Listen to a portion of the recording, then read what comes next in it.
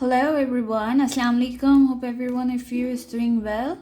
It's 6th of January today, Thursday, and we are going to discuss one of the editorial from Dawn, report on PTI funds. This is the very first editorial posted on Dawn newspaper today.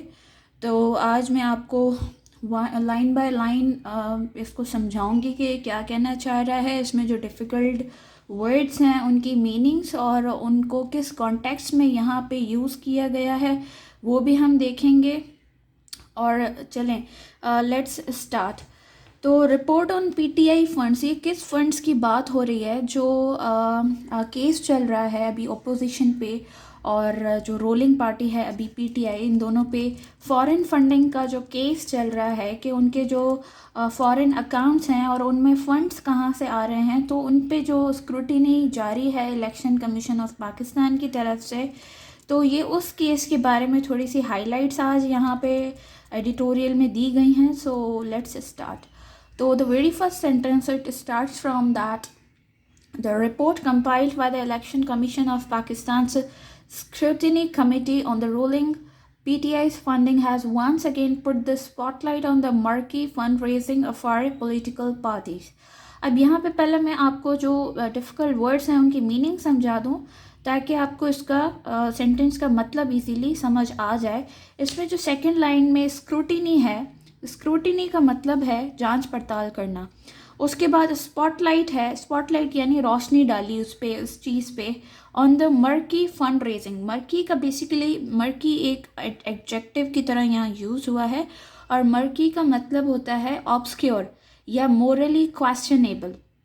तो इस overall sentence का मतलब ये है कि जो election commission of Pakistan ने की जो कंपाइल्ड रिपोर्ट है, इलेक्शन कमीशन ऑफ पाकिस्तान की जो स्क्रूटिनी कमेटी है उसकी कंपाइल्ड रिपोर्टिंग जो आई है रूलिंग पीटीआईज के फंडिंग पे, हैज़ वंस अगेन, एक बार फिर उन्होंने स्पॉटलाइट जो है it has put on the murky fund raising, यानी जो क्वेश्चनेबल उनको उनकी पॉलिटिकल कैंपेन के लिए जो फंड रेजिंग हो रही है उस पर एक बार फिर से उन्होंने स्पॉटलाइट जो है पुट की है।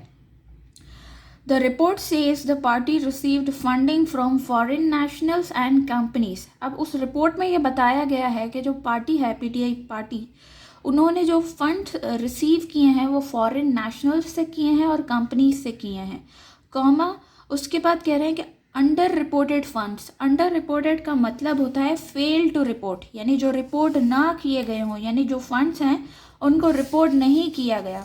उसके बाद है कंसील्ड न्यूमेरिस बैंक।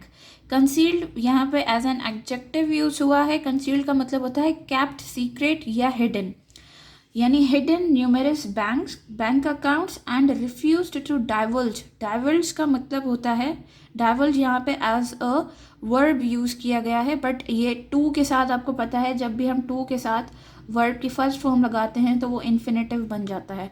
तो डाइवल्ज का बेसिकली मतलब ये है टू मेक नोन, कोई भी ऐसी प्राइवेट या सेंसिटिव इंफॉर्मेशन है उसको अगर आप डिस्क्लोज करें, और to make it known is known as divulge. तो जो ओवरऑल इसका कॉन्टेक्स्ट है सेंटेंस का, कंसील्ड न्यूमेरिस बैंक अकाउंट, यानी जो हिडन है मल्टीपल बैंक अकाउंट्स, न्यूमेरिस मीन्स के बहुत सारे, मल्टीपल डिफरेंट, उसका ये साइनोनिम्स हैं न्यूमेरिस के। And refuse to divulge details of large transactions, यानी जो बहुत ज़्यादा मिकदार में जो ट्रांजैक्शंस हुई हैं, लार्ज ट्रांजैक्शंस, उनको डिस्क्लोज करने से रिफ्यूज़ कर दिया है। The fact that the panel struggled to get details of the PTI's foreign accounts and its funds abroad is troubling. अब ये हकीकत के पैनल, यानी जो ऊपर हम कमेटी की बात करके आए, उन्होंने जितनी जदोजहद की कि उनको डिटेल्स मिल सकें कि पीटीआई के फॉरेन अकाउंट्स को फंडिंग कहाँ से हो रही है, and it's funds abroad is troubling, यानी ये एक बड़ी तकलीफ दह बात है कि पीटीआई जो है हमेशा एंटी करप्शन के बारे में जो है नारे लगाती रहती है कि हम लोग करप्शन के अगेंस्ट काम करेंगे, ये वो। तो जब उन पे स्क्रूटिनी हो रही है, उनके बारे में बात हो रही है कि आपके फॉरेन अकाउंट्स में फ़ंड्स कहाँ से आते हैं या फॉरेन अकाउंट्स की हमें डिटेल्स दे, तो वहाँ पे उन्होंने जितना ड्रैग किया है हर चीज़ को और जितनी रेजिस्टेंस शो की है इस प्रोसेस में, तो वो बहुत ज़्यादा ट्रबलिंग है। Given that the PTI has campaigned on the pledge of clean and transparent governance. PTI ने हमेशा उनकी जो पॉलिटिकल कैंपेन रही है वो यही रही है कि हमें क्लीन और ट्रांसपेरेंट गवर्नेंस करनी है, डिस्पाइट ऑफ द फैक्ट उन्होंने इस केस में बहुत ज़्यादा रेजिस्टेंस शो की है. Also that the party has dragged its feet to such an extent on the scrutiny, यानी जो पार्टी है उन्होंने इतना तो इसको ड्रैग किया है हर चीज़ को टू सच एन एक्सटेंट, यानी इतनी हद तक of its foreign funds, resisted accountability, या रेजिस्ट मीन्स के रोकना, रुकावट, रेजिस्टेड अकाउंटेबिलिटी. अकाउंटेबिलिटी यानी जब जवाबदेह होना, यानी जो जवाबदेह होने वाले प्रोसेस पे उनकी resistance. And concealed accounts contradicts. Concealed का मतलब मैंने पहले बताया है कि हिडन अकाउंट्स. कॉन्ट्राडिक्ट्स यानी मुखालफत करता है इट्स एंटी करप्शन मंत्रा. मंत्रा के बेसिकली हिंदुज़म और बुद्धिज़्म में किसी साउंड को जब आप ऐड कर रहे हों अपने मेडिटेशन प्रोसेस को प्रोलॉन्ग करने के लिए, तो उस एक ये मतलब होता है. मंत्रा का दूसरा मतलब ये है, यहाँ पे एज अ नाउन यूज़ किया गया है, तो मंत्रा का सेकंड मीनिंग जो यहाँ पे जिस कॉन्टेक्स्ट में यूज़ किया गया वो है अ स्टेटमेंट और स्लोगन रिपीटेड फ्रीक्वेंटली. यानी पीटीआई का तो हमेशा से यही एक रहा है ना पॉलिटिकल उनके कैंपेन कि हमें एंटी करप्शन पाकिस्तान चाहिए, इस तरह की चीज़ें. तो मंत्रा यहाँ पे उस रिगार्ड में यूज़ किया गया है. Which has been repeated for its political support base ad nauseam. Ad nauseam यहाँ पे एडवर्ब है और इसका बेसिकली मतलब ये होता है fact that has been repeated so often that it became annoying. वही चीज़ रिपीट हो रही है बार बार कि जो पीटीआई की पॉलिटिकल कैंपेन है अबाउट एंटी करप्शन पाकिस्तान, लेकिन जब उनकी अकाउंटेबिलिटी का टाइम आया, उनका जवाबदेह होने का टाइम आया, तो वो जो इलेक्शन कमीशन ऑफ पाकिस्तान इस फॉरेन अकाउंट्स और फॉरेन जो है फंड्स के बारे में उनकी जो स्क्रूटिनी कंटिन्यू है उस पर इतना क्यों ड्रैग कर रहे हैं और उस पर क्यों नहीं जो है उनका जो प्रोसेस है वो इतना स्लो क्यों है. Then move ahead. Though there is no explicit allegation of wrongdoing in the report, the party's resistance during the entire case raises questions. अब explicit का मतलब होता है, explicit यहाँ पे as an adjective यूज़ किया गया है. explicit का मतलब होता है clear cut या obvious. अब जो ये कहना चाह रहे हैं कि कोई ऐसा क्लियर या वाज़े कोई उन पे इल्ज़ाम, एलिगेशन या इल्ज़ाम of wrong doing in the report, कोई ऐसा इल्ज़ाम वाज़े तो नहीं है रिपोर्ट में, लेकिन पीटीआई की पार्टी ने जितना रेजिस्ट किया है, जितनी रुकावटें जो है डाली हैं during the entire case, raises question, सवाल पैदा करता है कि उन्होंने ऐसा क्यों किया. Move to the second paragraph. Transparent disclosures of political finance in our country remain largely uncharted territory. यानी transparent disclosures of political finance, जो सियासी फाइनेंस मिल रहा है पार्टीज़ को हमारी कंट्री में, अनचार्टेड का मतलब होता है अनडिस्कवर्ड या अनसर्वेड. वो एक अनसर्वेड टेरिटरी है. यानी ट्रांसपेरेंट डिस्क्लोजर, डिस्क्लोज यानी सामने लाना, तो वो तो उसको तो कोई देखता ही नहीं है. मतलब हमारे कंट्री में है ही नहीं कि आप कोई ट्रांसपेरेंट डिस्क्लोजर करें कि आपको फॉरेन फंडिंग कहाँ से हो रही है. Though funding is key to political campaigns, it can also muddy the landscape if political funds come from entities that aim to influence the governance process. अब जो फॉरेन फंडिंग है वो एक की है टू द पॉलिटिकल कैंपेन्स, लेकिन ये आपकी सरजमीन को पे मिट्टी डाल सकता है, यानी उसको उसकी रेपुटेशन ख़राब कर सकता है if political funds come from entities, ऐसी जगहों से आ रहे हों जिनका मकसद ये है कि वो इन्फ्लुएंस यानी असरअंदाज हों गवर्नेंस प्रोसेस ऑफ पाकिस्तान के गवर्नेंस प्रोसेस पे. As far as funds go,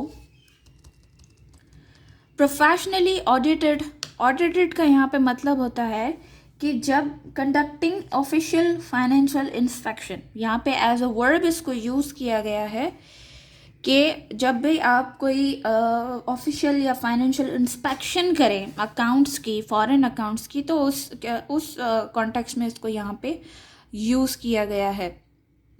As far as funds go, professionally audited donations and expressions of support from Pakistani nationals may well be legitimate. Legitimate means के legal होना.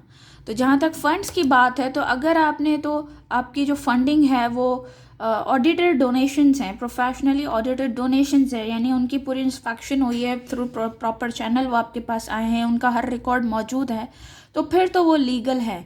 But अब जब हम दूसरा sentence but से start कर रहे हैं, इट मीन्स के writer is going to give you another view point regarding this matter. तो but the secret funds coming from foreign nationals, companies registered abroad और organizations posing as friends for influential quarters are illegal. लेकिन अगर आपकी वो legitimate funding नहीं होगी, अगर तो वो जो फॉरेन नेशनल्स हैं, फॉरेन नेशनल्स से आपका आ रहा है फंड, आ रहा है, कंपनीज जो कि अब्रॉड रजिस्टर्ड हैं वहाँ से आ रही हैं, जो कि इन्फ्लुएंस करना चाह रही हैं हमारी कंट्री को, तो फिर ये इलीगल है. They taint the political process. Taint यानी धब्बा लगा देना. हमारा जो सियासी निज़ाम है, सियासी जो प्रोसेस है, उस पर धब्बा लगा देती है ये चीज़. And undermine democracy as it is known to members of the public. How much money is being paid to parties by whom and in return for what. Undermine का मतलब होता है कि इफ़ेक्टिवनेस को कम कर देना. तो ये कह रहे हैं कि ये एक धब्बा है पॉलिटिकल प्रोसेस पे, कि अगर आपको पता ही नहीं है कि आपकी पॉलिटिकल कैंपेन, पब्लिक को मालूम ही नहीं है, जो मेंबर्स हैं ऑफ द पब्लिक, कि कितना पैसा कहाँ से आ रहा है, किस पार्टी को मिल रहा है और किस रीज़न के लिए, तो ये उस कॉन्टेक्स्ट में यहाँ पे बात की गई है. If as the PM and the PTI minister says, जैसे कि हमारे ऑनरेबल प्राइम मिनिस्टर और जो पीटीआई मिनिस्टर्स हैं वो कहते हैं, the funds are genuine donations, यानी वो कह रहे हैं कि इसमें कोई भी इलीगल, जो भी फंडिंग हमारी पॉलिटिकल कैंपेन को हो रही है उसमें कोई भी इलीगल बात नहीं है, कोई भी इलीगल ट्रांजैक्शंस नहीं है. And the audit is welcome. Then the party should provide details of the foreign accounts. अगर वाकई ऐसी बात है तो पार्टी, पीटीआई पार्टी जो है, उसको फॉरेन अकाउंट्स की डिटेल्स भी देनी चाहिए और जो उसमें फंड्स हैं उसकी डिटेल्स भी देनी चाहिए. This will silence the critics, यानी पीटीआई के अगेंस्ट जो भी जो तनकीदें आ रही हैं, उनको वो ये जो काम है पीटीआई करेगी, अगर हर चीज़ की डिटेल फराम कर देती है, तो it will silence critics and set the record straight once and for all about the PTI's funding sources and donors. यानी उनके खिलाफ जो भी तनकीद की जा रही है अपोजिशन पार्टी की तरफ से, तो वो खामोश हो जाएंगे, फिर आगे हर चीज़ का रिकॉर्ड होगा तो transparent. Next, the PTI's demand that the, अब यहाँ पे देखिए, अब दूसरी बात स्टार्ट की है तो हमने नेक्स्ट से की है. आप बच्चे हमेशा सेकेंडली, सेकेंड और इस तरह की चीज़ें यूज़ करते हैं, तो आप नेक्स्ट भी यूज़ कर सकते हैं कनेक्टर यहाँ पे. Next, the PTI's demand that the PMLN and PPP's, PMLN हमारी पाकिस्तान मुस्लिम लीग नून पार्टी है, political party, and Pakistan Peoples Party, political party. Next, the PTI's demand that the PMLN and PPP's accounts be audited too. अब PTI की डिमांड है कि आप पीएमएलएन और पीपीपी के जो फॉरेन अकाउंट्स हैं उनकी भी जो है इंस्पेक्शन करें. शुड बी कंसिडर्ड, उसे भी आपको जो है एंटरटेन करना चाहिए. The opposition parties are right to question,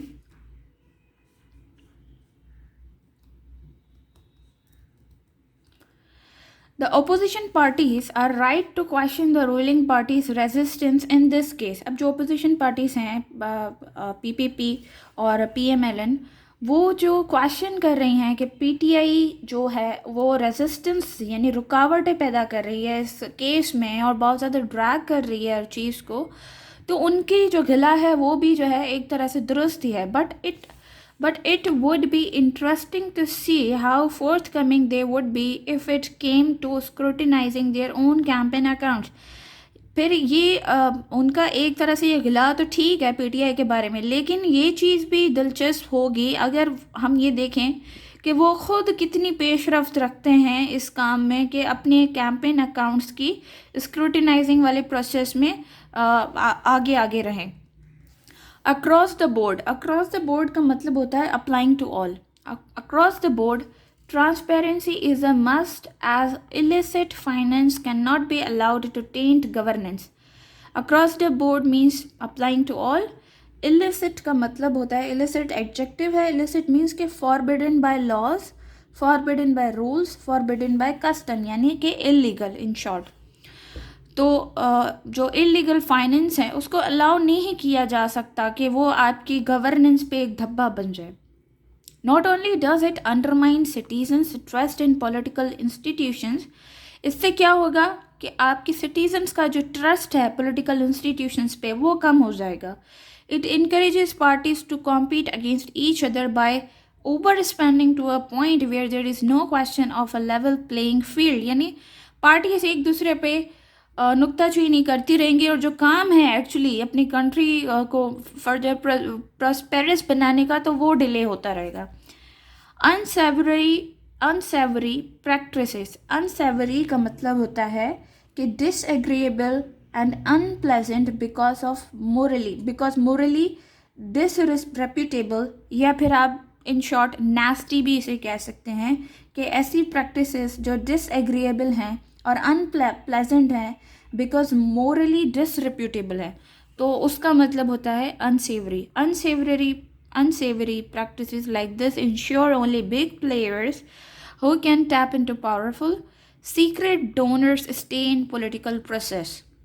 आपके जो सीक्रेट डोनर्स हैं जो फॉरेन फंडिंग कर रहे हैं पॉलिटिकल कैंपेन्स की, तो they all stay in the political process, जो कि हमारी कंट्री में इस बात की जो है गुंजाइश ही नहीं है कि फॉरेन प्लेयर्स जो हैं वो आके आपके डेमोक्रेटिक सिस्टम को, आपके पॉलिटिकल प्रोसेस को इंटरप्ट करें. This must come to an end. इसको ख़त्म होना चाहिए.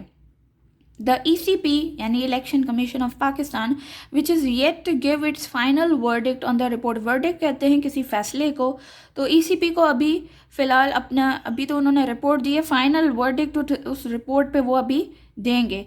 Should see how lasting lessons from this case can be applied across the political spectrum as the country gears up for a general election. Gears up यहाँ पे gears up इस sense में use किया है that the country is staging towards a general election जो कि आने वाले 1-2 साल में होने वाला है. तो hope it was helpful. Thank you so much. Tell me about the feedback of my video in the comment section, और अगर कोई और further improvement की भी ज़रूरत है तो वो भी आप suggest कर सकते हैं. Thank you for being here, और subscribe to my channel, like this video and share with your friends too. Thank you so much. Allah Hafiz.